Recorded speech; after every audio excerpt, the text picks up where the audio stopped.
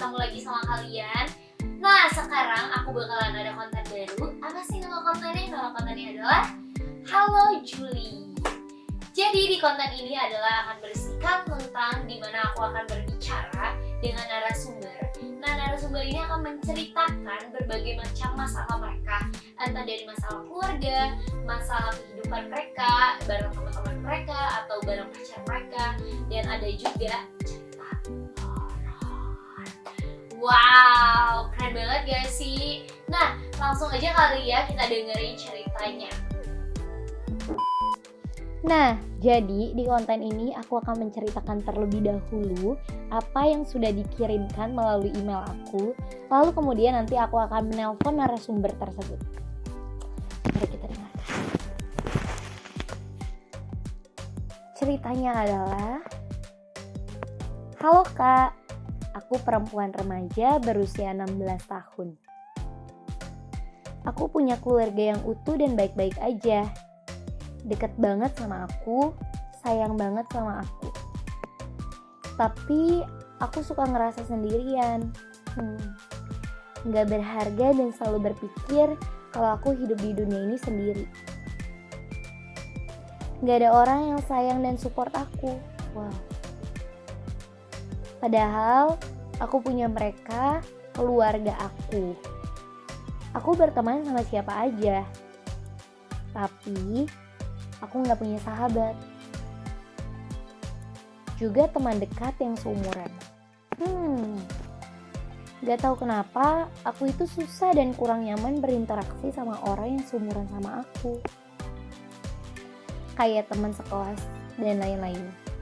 Aku lebih enjoy ngobrol sama mereka yang umurnya di atas aku atau di bawah aku. Kadang aku suka iri melihat teman-teman aku yang seumuran aku pada main atau jalan-jalan bareng sama temannya, sedangkan aku kemana-mana selalu sendiri atau sama bunda atau keluarga aku. Aku juga kalau ada masalah atau hanya sekedar ingin cerita-cerita selalu dipendem,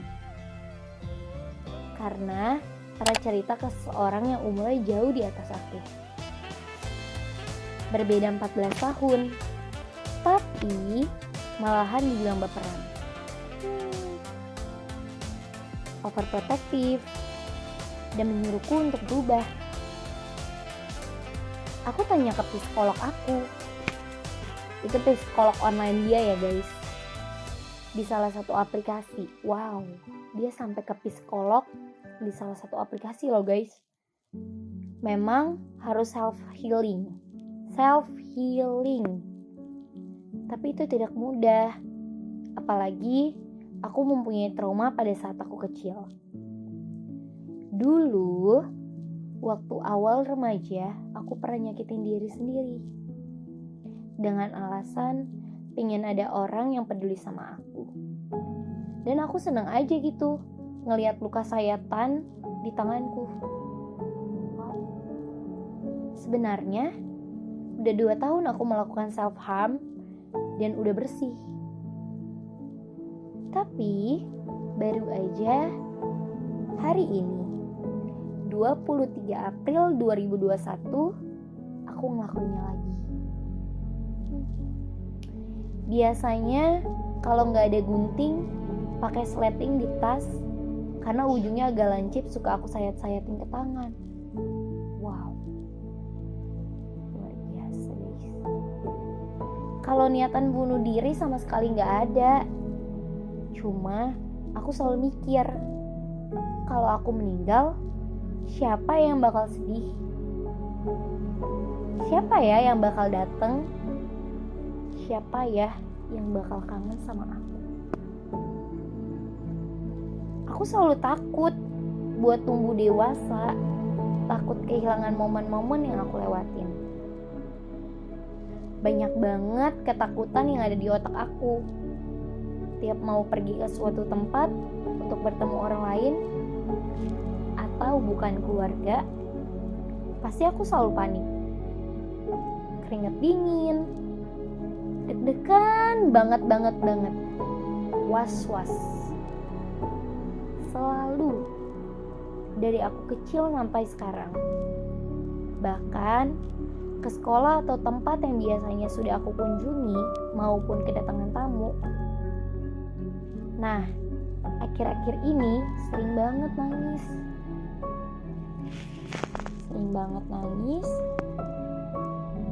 Tapi kadang juga gak tahu apa yang harus ditangisin. Sering nangis juga karena ngerasa kalau aku itu gak bisa apa-apa. Sering nangis karena gak punya teman cerita, gak punya sahabat, jarang dapat pelukan dan support dari orang. Selalu mendem hal tersebut. Wow guys, merinding aku dengar ceritanya. Kalau ditanya orang, kamu kenapa? Jujur aku juga gak tahu. Orang lain bingung, aku juga bingung sama keadaan aku. Kadang juga bingung, aku hidup untuk apa? Pernah bilang sama diri sendiri, andai aja kalau bisa milih untuk tidak dilahirkan ke dunia, pasti aku akan milih hal itu. Semenjak corona, aku juga ngerasa kayak aku gak hidup. Semua benar-benar berubah. Aku kehilangan berat badanku 6 kg. Rambutku rontok parah. Jadi aku gampang lelah. Aku juga bingung kenapa. Yang pasti, berdamai dengan masa lalu dan dengan diri sendiri bukan suatu hal yang mudah untuk aku, karena support dari diri sendiri pun gak cukup, apalagi buat aku yang selalu menyalahkan diriku sendiri. Sehingga aku sangat membutuhkan sekali seorang untuk jadi pendengar yang baik buat aku dan memberi nasihat buat aku juga dan mensupport aku di segala hal. Thank you Kak Juli udah baca ini. Me love you. Sehat selalu Kak Juli. Semoga bisa bertemu Kak Juli lagi. Love you. Well guys, aku shock banget denger ceritanya. Aku tuh baca tuh kayak what? Apa ya? Aku punya teman yang persis banget kayak gini. Yang kayak dia itu cantik guys. Dia cantik. Dia bisa apapun. Bahkan dia tuh menurut aku, dia sama aku tuh, dia tuh punya paras yang lebih baik daripada aku gitu. Dan dia tuh kayak hampir bisa segala hal gitu. Tapi ya dia seperti ini juga, dia insecure. Jadi bisa lah ya, kita kalau kita lihat dari cerita ini, anak ini insecure dengan diri dia, gak percaya diri sama sekali apa yang udah dia lakuin, gak percaya sama orang-orang sekitar dia juga gitu. Jadi kayaknya langsung aja kali ya kita telepon orangnya, kita tanya langsung sama orangnya, kenapa? Apa yang membuat dia menjadi seperti ini? Kita telepon ya.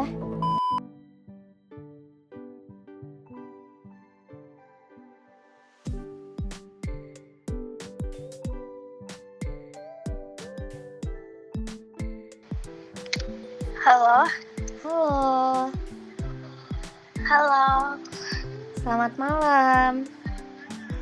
Malam, Kak. Tebak dong aku siapa? Siapa ya? Kak Juli. Iya dong. Salam kenal ya. Iya, Kak Juli. Salam kenal juga. Iya. Jadi aku tuh tadi udah sempet baca-baca ya cerita kamu di email, dan aku juga udah cerita di konten aku. Jadi aku pengen nanya nih ke kamu. Iya. Setelah aku baca, setelah aku cerna, yang aku ambil dari cerita kamu ini, kamu agak sedikit insecure dengan diri kamu ya? Iya, betul. Boleh gak sih ceritain kenapa sih awal mulanya, dan kenapa sih kok ini bisa terjadi gitu? Apa ya, aku juga bingung sih akhir-akhir ini kenapa aku sedih, kecewa sama diri aku sendiri. Terus aku juga ngerasa kalau hidup aku itu kadang gak berharga gitu. Dan aku juga ngerasa kalau aku itu hidup sendirian. Padahal aku itu lumayan deket sama keluarga aku. Bahkan bisa dibilang hampir setiap hari deket banget. Tapi mungkin karena aku itu orangnya susah untuk membuka diri ke orang lain, apalagi ke keluarga. Jadi mungkin itu sih yang ada di pikiran aku, kayak aku ngerasa sendiri. Padahal aku itu sadar banget kalau ada orang lain yang mau deket sama aku gitu, yang mau denger cerita aku gitu sih Kak. Kalau aku boleh tahu, kamu mulai kayak gini tuh dari kamu umur berapa ya? Dari aku SMP kelas 1 itu sekitar umur berapa ya? 13 tahun deh. 14-13 tahun. 13 tahun. Wow. Iya. Masih muda banget ya. Kamu sekarang 16 tahun kan? Iya. Apa ya? Kamu tuh kenapa kamu tuh kayak pengennya langsung kayak menjudge diri kamu seperti itu gitu loh, kayak aku tuh nggak berharga, aku tuh nggak ada yang sayang sama aku gitu. Itu cuma terbesit dari pikiran kamu aja, atau karena kamu lagi pusing, atau karena kamu lagi emosi sesaat aja, atau gimana? Mungkin karena itu dari pikiran aku doang sih. Kayak malam-malam aku suka overthinking nih, kalau mau tidur suka nangis sendiri, suka nginget-nginget masa kecil aku. Kenapa sih aku gini, kenapa sih nggak ada teman yang mau deketin aku? Padahal sebenarnya itu ada teman mau deketin aku, cuman pikiran jelek akunya itu kayak gitu. Aku boleh tahu nggak masa lalu kamu yang membuat kamu kayak gini tuh apa sih? Jadi kan aku itu dari kecil tuh suka banget ngedance. Terus aku masuk salah satu studio dance gitu dari aku kelas 1 SD. Nah, jadi ada temen aku, dia seumuran sama aku, cuma kelasnya itu di atas aku, dan dia kadang suka ngebully aku gitu. Mungkin karena apa ya, kan aku itu baru di dance itu, terus dia udah lumayan lama, tapi kita itu benar-benar di satu grupin. Mungkin karena dia iri kali sama aku, jadi kalau aku tampil tuh suka dicubitin sama dia, dan itu akhirnya ngebuat aku trauma sampai sekarang buat ketemu sama orang lain, karena aku takut kejadian itu tuh terulang lagi gitu. Oke. Aku pengen nanggepin sedikit nih dari cerita masa lalu kamu ya. Kamu tahu nggak?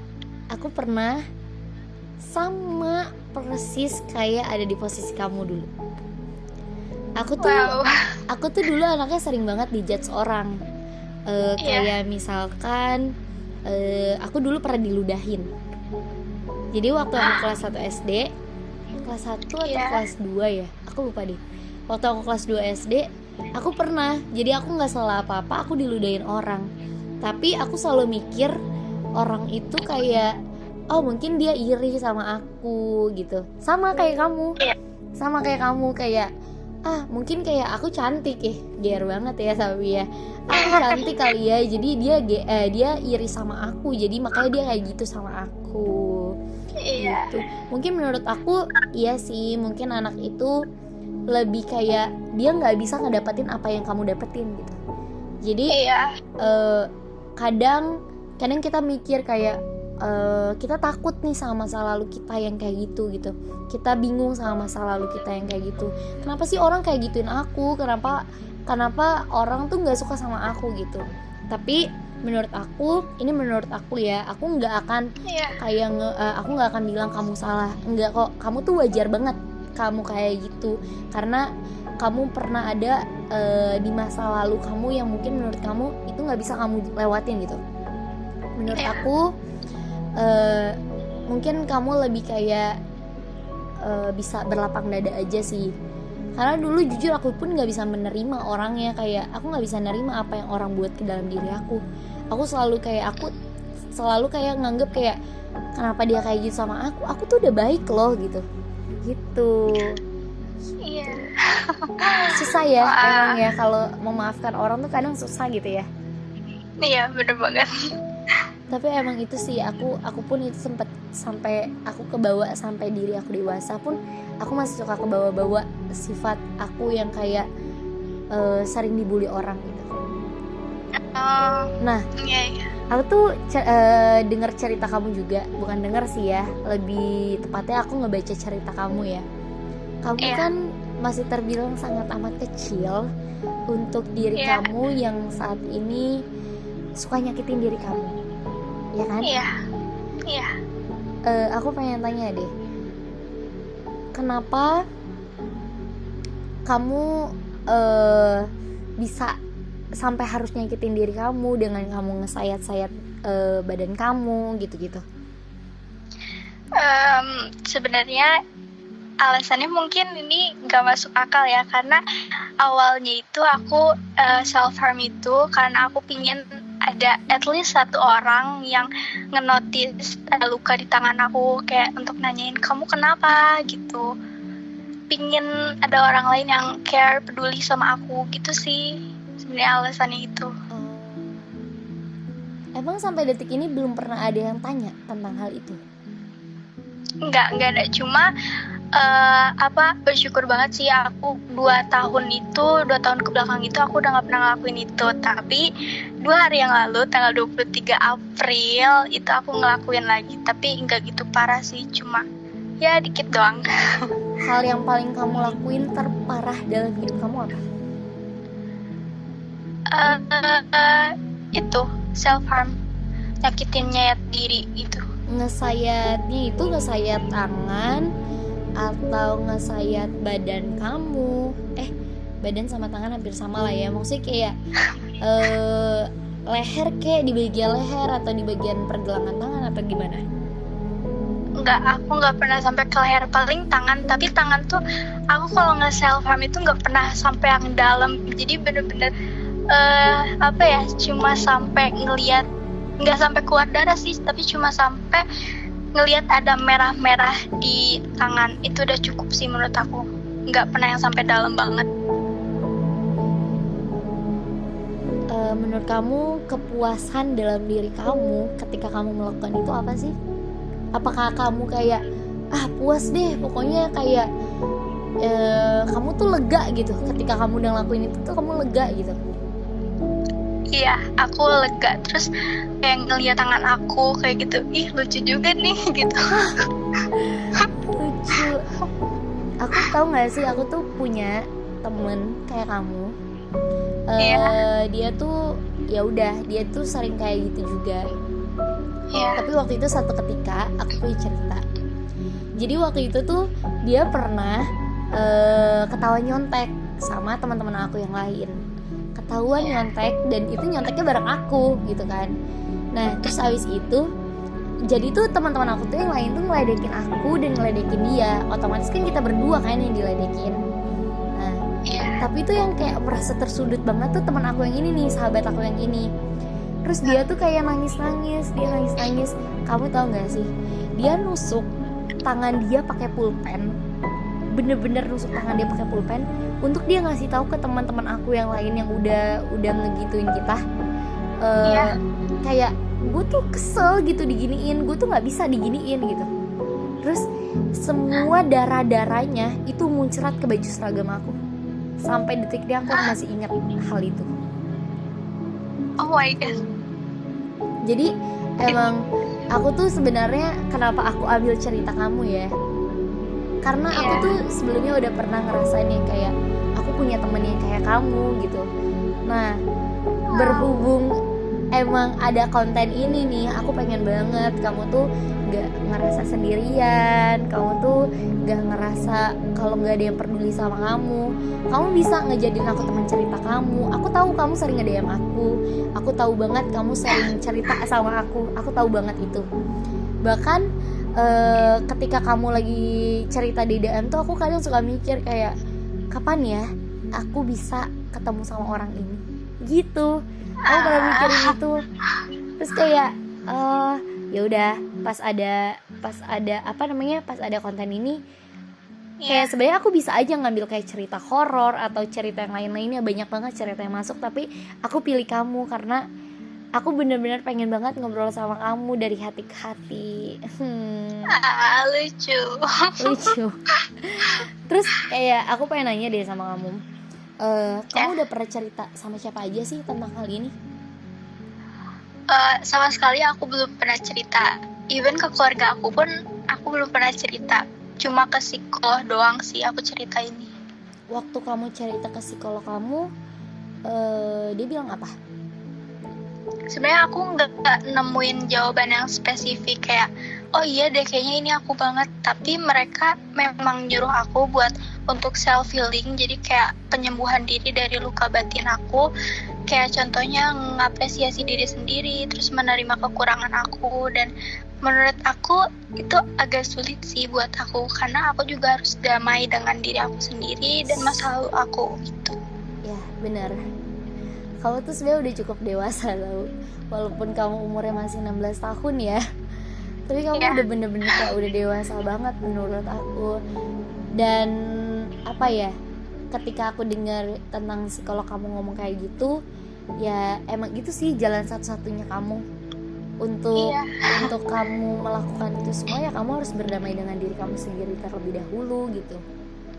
Gitu. Aku sedih, ya ampun.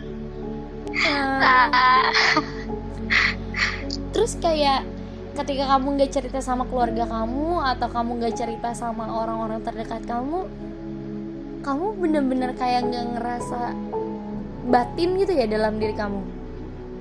Enggak sih, kayak aku lebih sering nulis di diary aku gitu-gitu, di notes aku. Oke. Kamu udah pernah ceritain sama Tuhan? Udah. Terus? Aku biasanya cerita itu kalau misalkan aku lagi sholat, kayak aku minta doa gitu, tapi kadang suka masih belum ada jawabannya gitu. Tapi perasaan kamu pasti lega dong? Iya, lega banget. Lega banget kan? Iya. Nah, aku tuh tiap aku ada masalah, aku gak pernah lari ke orang lain. Aku selalu lari ke Tuhan. Aku selalu bilang sama Tuhan kayak, tahu gak sih, aku pernah yang ada di posisi yang kayak udah gak kuat sama diri aku, yang kayak aku pernah yang namanya di sudut dinding, aku cuma diem, terus aku megang kepala aku. Itu tuh aku tuh kayak udah ngerasa wow, kayaknya aku udah setengah gila deh, yang kayak udah nggak bisa lagi, udah nggak tahu lagi harus gimana gitu. Tapi di saat aku lagi pengen ngelakuin itu nih, kayak kamu misalkan kamu lagi pengen ngelakuin sayatan atau apapun itu di pergelangan tangan kamu cukup kayak ngomong aja gitu, Tuhan tolong aku gitu.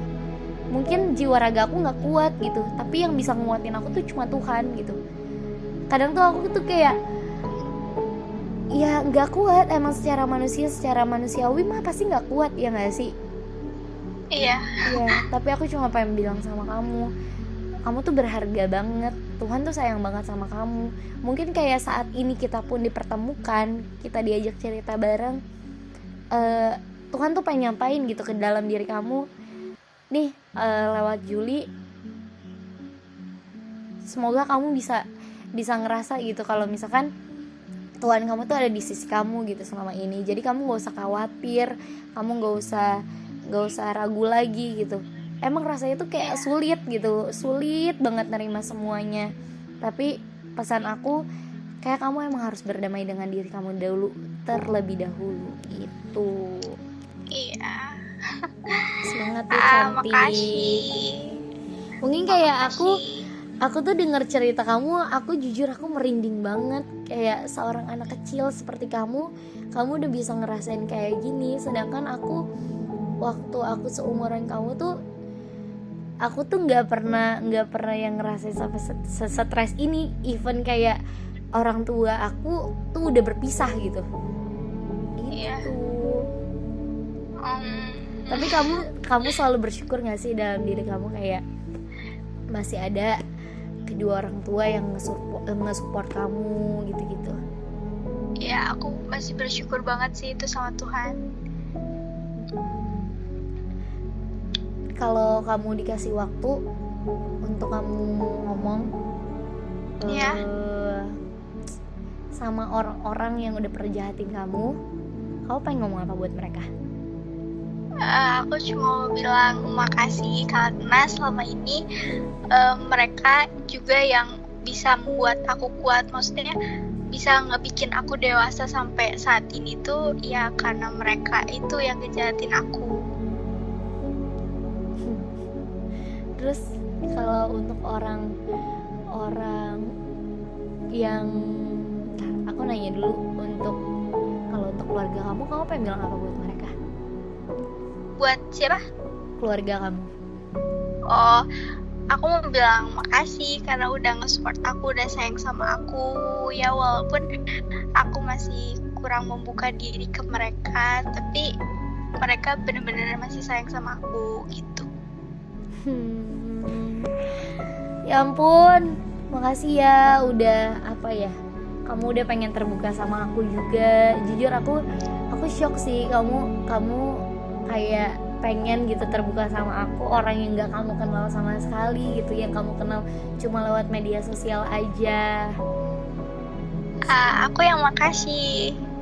Semangat ya cantik. Kak Juli semangat. Aku boleh ngasih pesan gak buat kamu? Boleh. Mungkin kayak kamu ngerasa orang gak suka sama kamu, orang jauhin kamu. Iya. Mungkin kamu ngerasa gak ada yang peduli sama kamu, tapi percaya deh, kamu tuh berharga banget buat orang-orang di sekitar kamu. Kamu gak usah mikirin orang-orang yang gak suka sama kamu. Kamu pikirin aja mama papa kamu pikirin orang-orang yang udah baik sama kamu gitu. Dan aku tunggu kamu untuk kamu cerita ini ke mama dan papa kamu, karena emang sih rasanya itu susah banget, tapi aku yakin pasti bisa gitu. Karena satu-satunya yang bisa ngobatin semua luka di hati kita itu cuma orang tua kita itu. Jadi gak usah sembunyi lagi, kamu banyak-banyakin berdoa aja, pasti Tuhan kasih jalan kok. Dan ini kan kamu ngelaluin ini dari kamu kecil kan, tapi percaya sama aku, ketika kamu udah besar nanti kamu akan jadi pribadi yang kuat.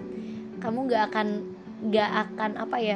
kamu gak akan pernah jatuh di segala rintangan apapun gitu, karena kamu udah ngelewatin hal-hal yang lebih berat yang sebenarnya itu belum harus kamu lewatin gitu. Semangat ya. Makasih Kak Juli, semangat. Kalau misalkan ada apa-apa, aku siap banget ngedenger cerita kamu lewat DM. Jangan pernah takut kerasa sendiri, oke? Makasih. Mau sapa nggak teman-teman yang di rumah supaya mereka juga termotivasi dari kamu? Ini anak hebat banget loh guys. Dia perempuan yang hebat banget, kayak dia masih kecil tapi dia masih kuat gitu ngehadapin semua apa yang dia laluin gitu.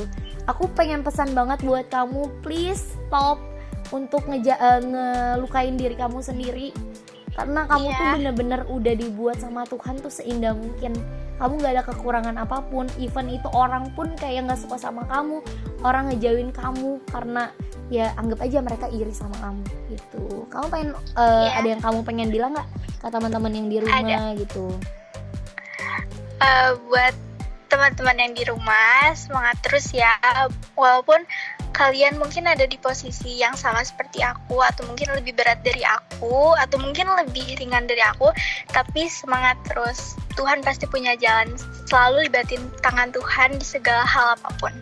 Asik. Yeay, terima kasih. Makasih Kak Juli. Makasih, semangat ya. Pokoknya gak boleh Semangat sedih-sedih terus, ya. Iya.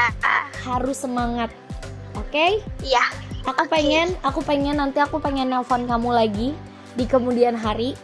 Aku udah pengen dengar cerita kamu yang bahagia, bukan cerita kesedihan kamu lagi. Oke? Harus bangkit dari semua keterpurukan kamu ya.